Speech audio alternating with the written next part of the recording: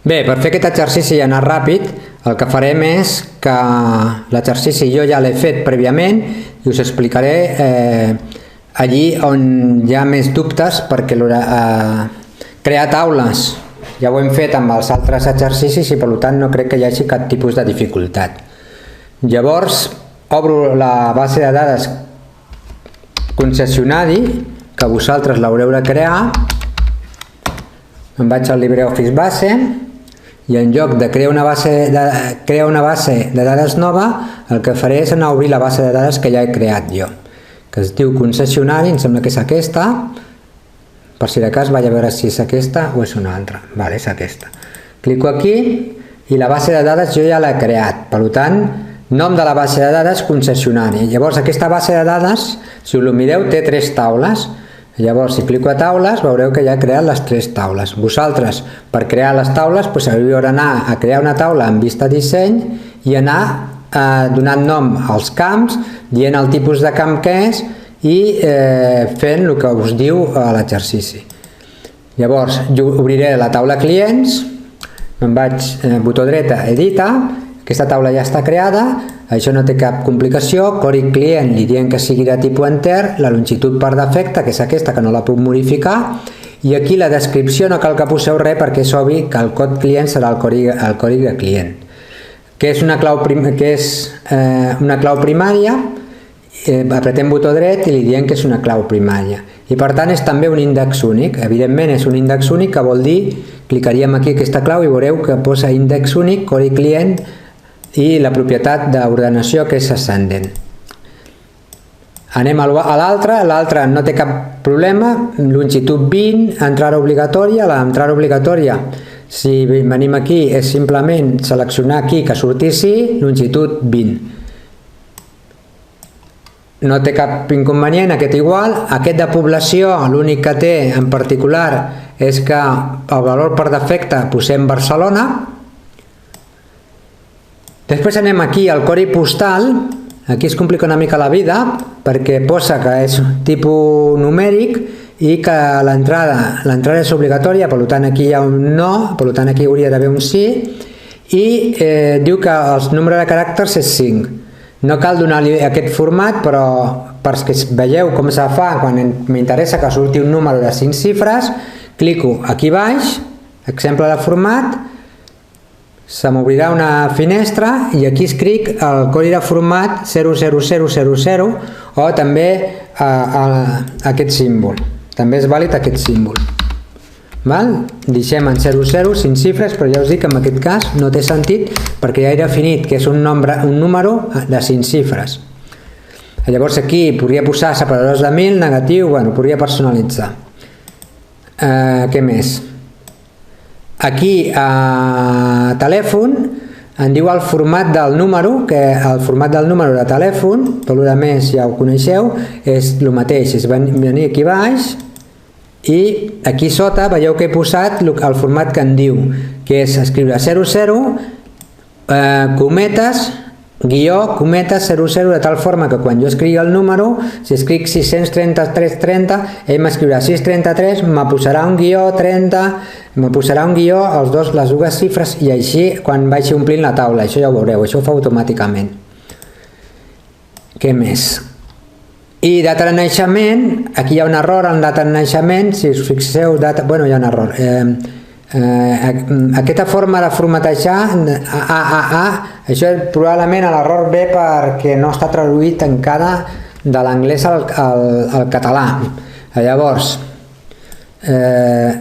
si ho fem, clico aquí i si jo en lloc d'I, aquí era posar DDD, que vol dir que sortirà el dia DDMM,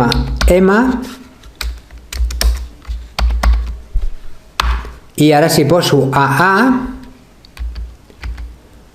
me sortirà aquest tipus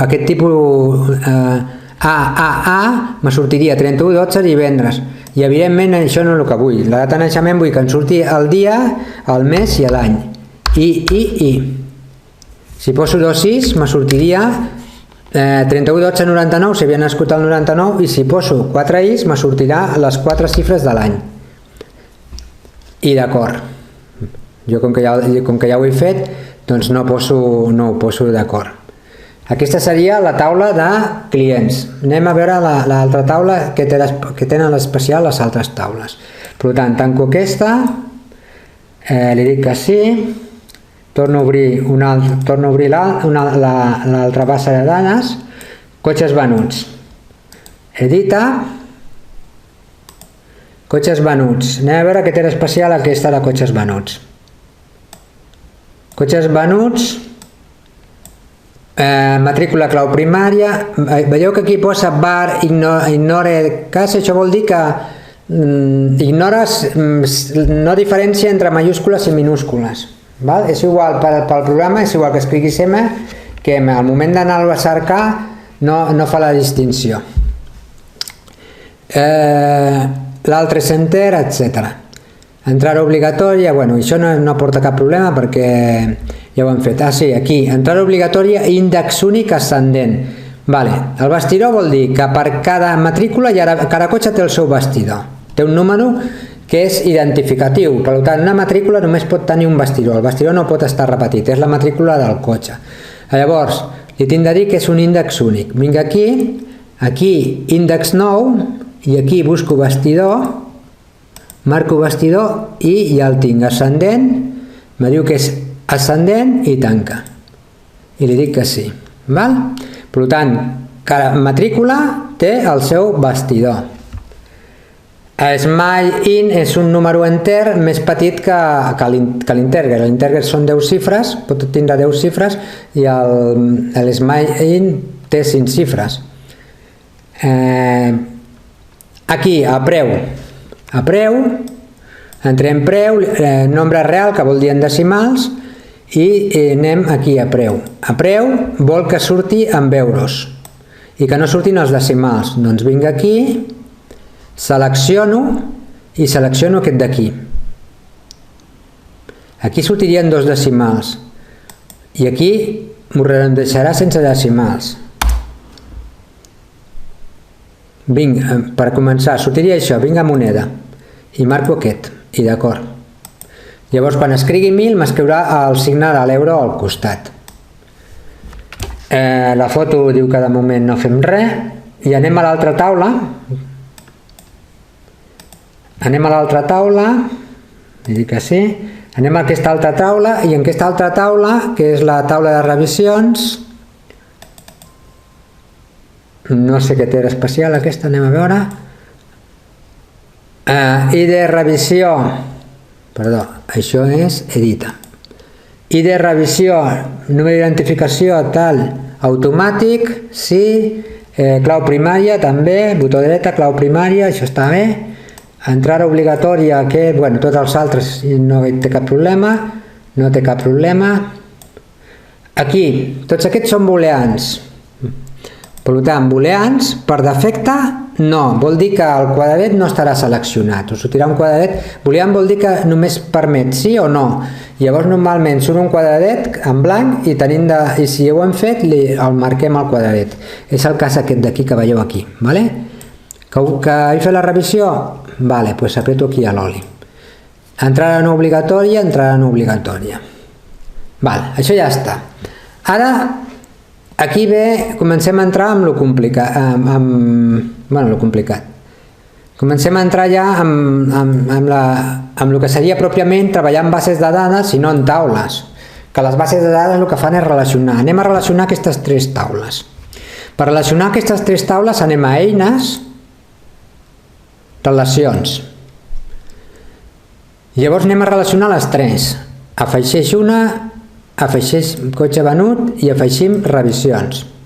I tanquem. Llavors hem de tenir en compte el següent. Cotxes venuts. Per la matrícula, com puc relacionar jo els cotxes venuts? Un cotxe venut, cada cotxe que jo venc té una única matrícula.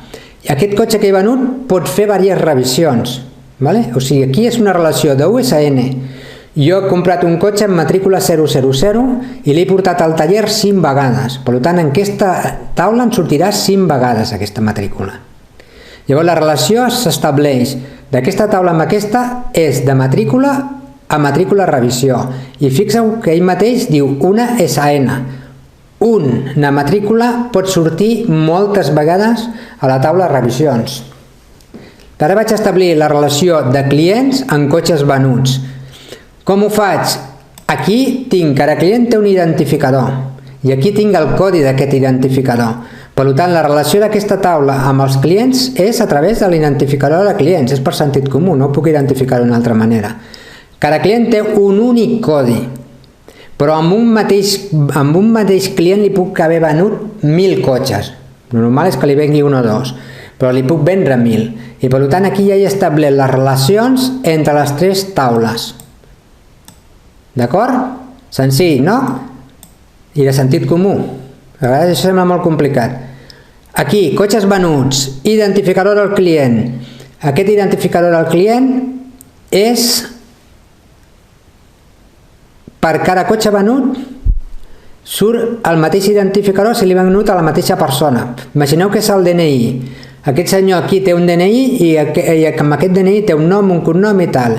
Vinc aquí, entro al seu DNI i li va venut un cotxe. Li va venut 2 cotxes i surt 2 vegades. Per això posa que la relació és d'una N. I el mateix passa amb les revisions. Crec que més o menys pot quedar clar. Això quan ho feu, la manera de veure'l és fent-ho. Què més? Ara entreu 3 registres, això no té cap problema, us els inventeu, clicaríem aquí, això ho amplifiqueu, això li han dit que era automàtic, nom del client, doncs Andreu, per exemple, Andreu, cognoms, Ortín Cavaller, adreça client, tal, els ompliu, codi postal, el que sigui, 43850, entreu al telèfon, entreu 3 dades i una vegada ho heu fet, a més això us servirà per veure com relacionem amb els altres. Treu 3 registres de clients a clients, per a cadascun dels clients reals introduïu el seu respectiu vehicle a cotxes venuts i evidentment una vegada hem entrat al codi del client li estem venent el cotxe amb aquell client, amb aquell codi. Vull dir que quan jo entri aquí a la client, si l'Andreu Ortín és el 00, a cotxes venuts, quan jo obri, quan jo entri a cotxes venuts, aquí matrícula, vestidor i de client és el 00, que vol dir que aquell cotxe li va venut al client 00, que és Andreu Ortín. I a revisions, quan jo entri la matrícula revisió té que coincidir, si he portat el cotxe al tal Andreu Ortín, té que coincidir amb aquesta matrícula. I bàsicament això és tot. Espero que no tingueu cap problema en fer aquest exercici.